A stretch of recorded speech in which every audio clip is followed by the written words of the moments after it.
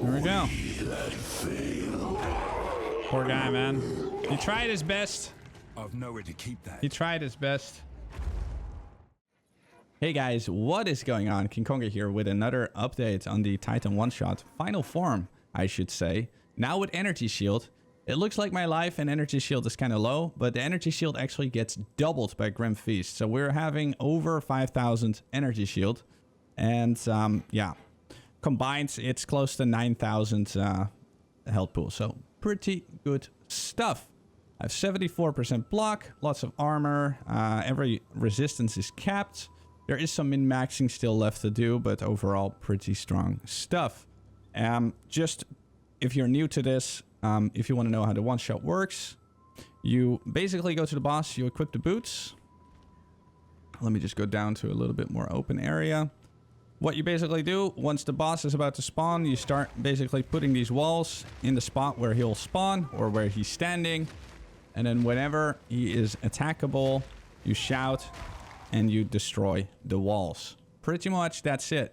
You can do it with the melee swing, as you saw in the beginning of the video, or you can do it like so. And then you keep spamming your hammers as well.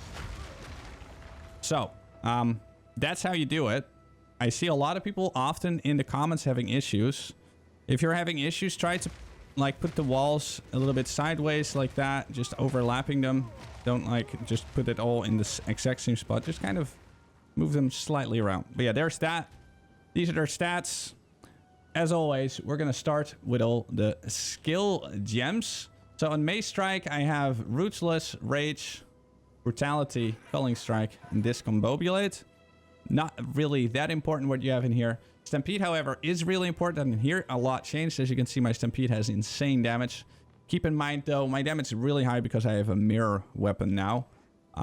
Story behind that, you'll probably know. I dropped a mirror in a breach. Very lucky. Extremely lucky. I still can't believe it, but yeah. Stampede with Cold Infusion, Momentum, Martial Tempo, Heavy Swing, and Heft. So these two moved over from Hammer of the Gods. If you are a Gemling, you can basically put this in Stampede, but also in Hammer of the Gods. So that's really good. I will have a link to the Path of Building in the description, so you can look at it. And I also have a max roll guide for the Gemling. I haven't tested Gemling myself, but in POB it seems to work, and it seems to actually be better. So that's really cool. Hammer of the Gods, I currently have Tremors, Fist of War, Rage Forged, Concentrated Effect, and Aftershock. So I haven't tested it as much, but it is pretty strong. I mean, I'm not sure if it's going to do multiple Tremors now. Nah, not this time.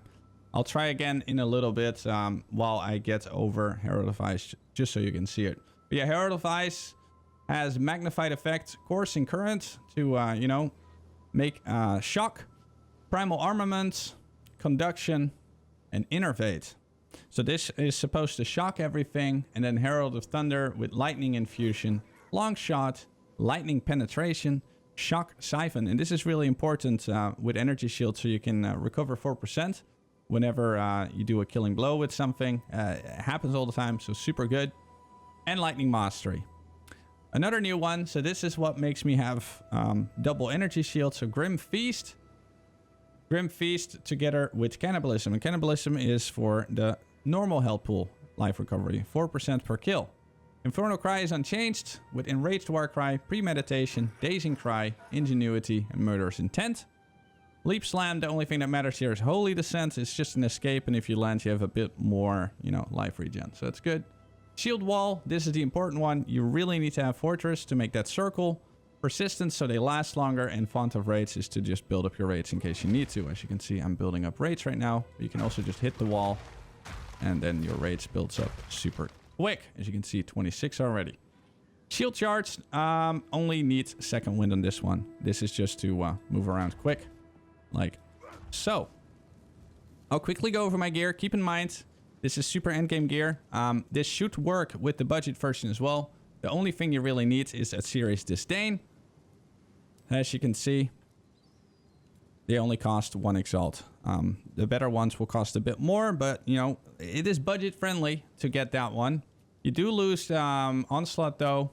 And also really important to get Trample Toe, because Trample Toe need to be equipped in order to do the one-shot with the little walls. This is only for bosses. You don't clear with this.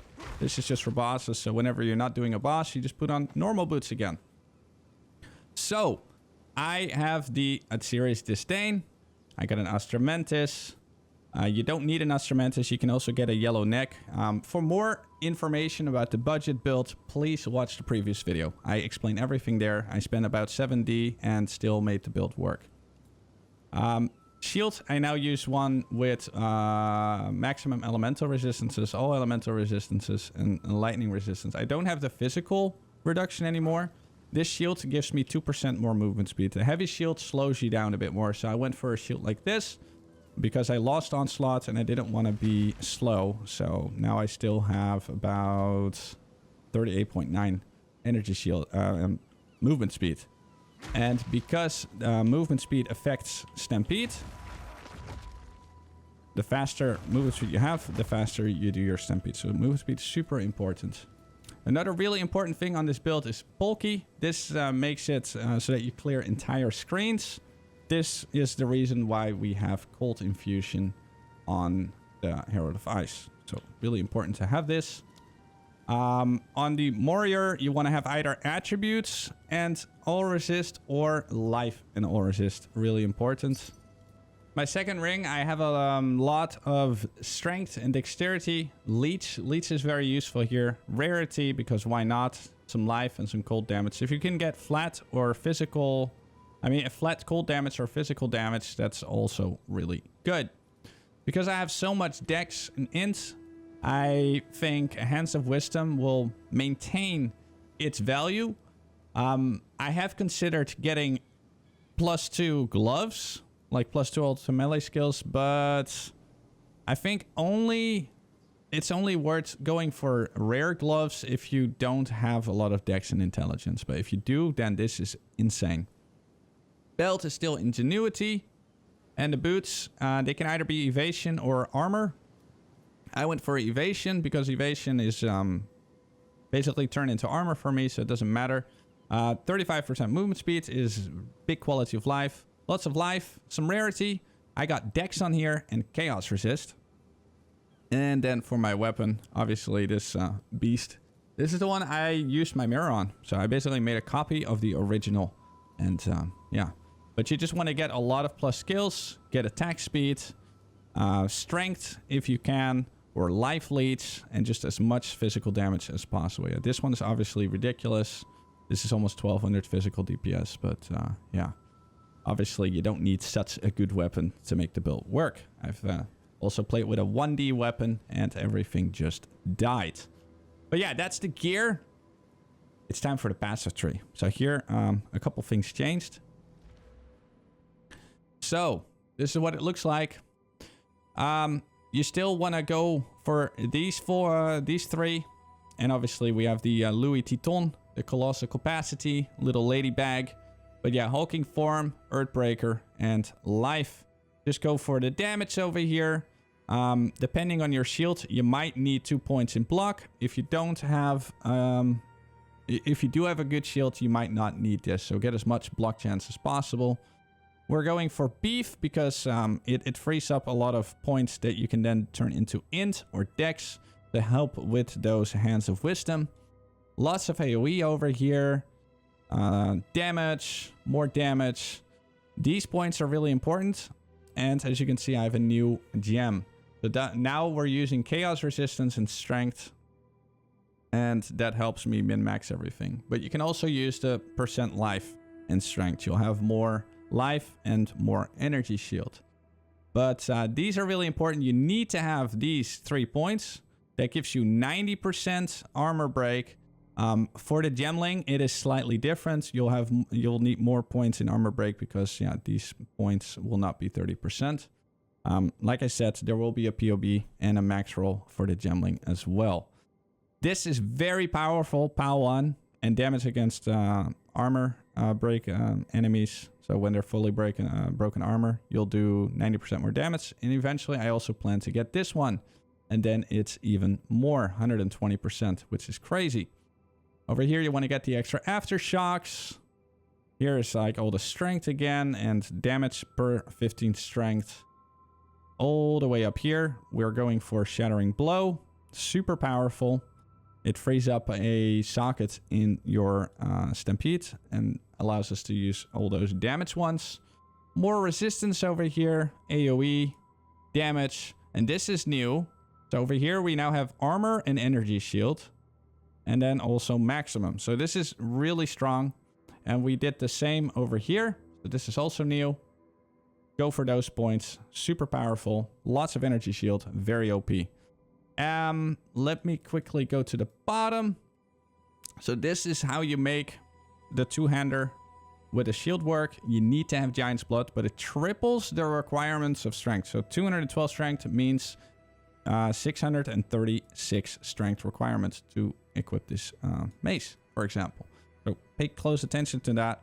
And if you're doing the endgame version, you have to get these two, because that's the only way that you can use 2 Heralds and Grim Feast at the same time and still have 1 spirit left over. So I only have 100 spirit and I use 99, and I use 3 different auras. So that's really good. This one's really important, Iron Reflexes, because the armor is using a lot of evasion rating, and my boots as well. So basically turns all the evasion into armor, which is great. The armor might be bad, but it is still very useful. Up here, you want to go for the sockets. Here, you want to go for the socket. This one's really important. Controlled Metamorphosis. This will save you a lot of points, because you don't want to get all these points. You don't want to get these. You eventually do want to get Sand in the Ice, because 10% attack speed is massive value. 10% attributes and 2% damage per 5 of your lowest attributes. And as you can see, that would be int. So this divided by 5 is a lot of damage. So really important you take that. The jewels. Let me quickly go over those. So the Soul Wound Time Loss Ruby. Here I went for 30%. I still want to divine this more. I want to basically get 30% and 3% block chance. And then all these will turn into... Well, basically, right now, the 30% turns them into 9% block chance each, as you can see. 9, 9, 9, 9. Yeah, 9. And on top of this, I would get 3% block. So right now, this one's 32.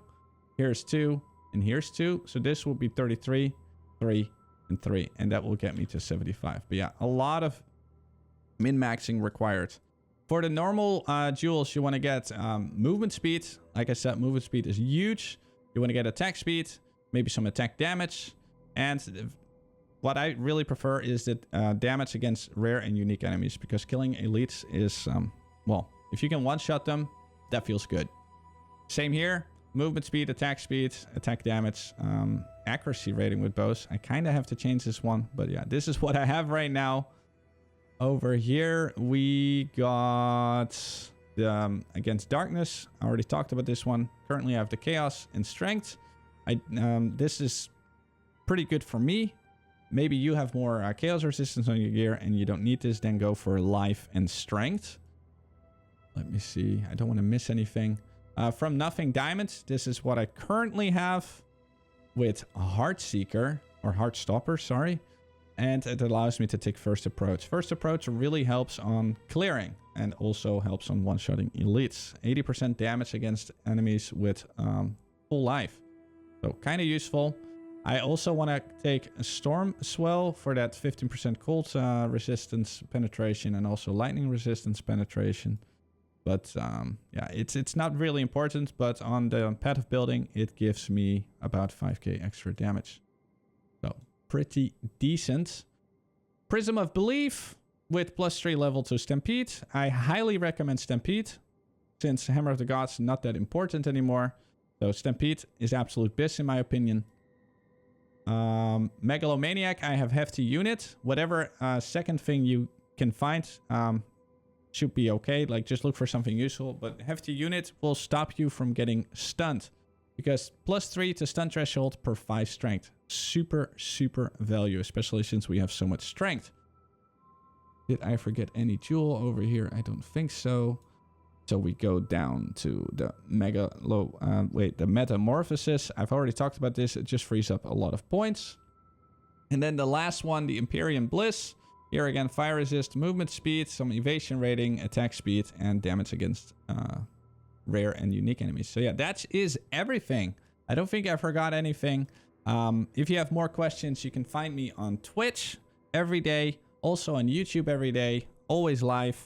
And please be sure to check the description and read the description on the max roll. There's more information there because I often get a lot of questions that are explained in the video and on max roll. So guys, thank you for watching. Have fun, and I wish you a wonderful day.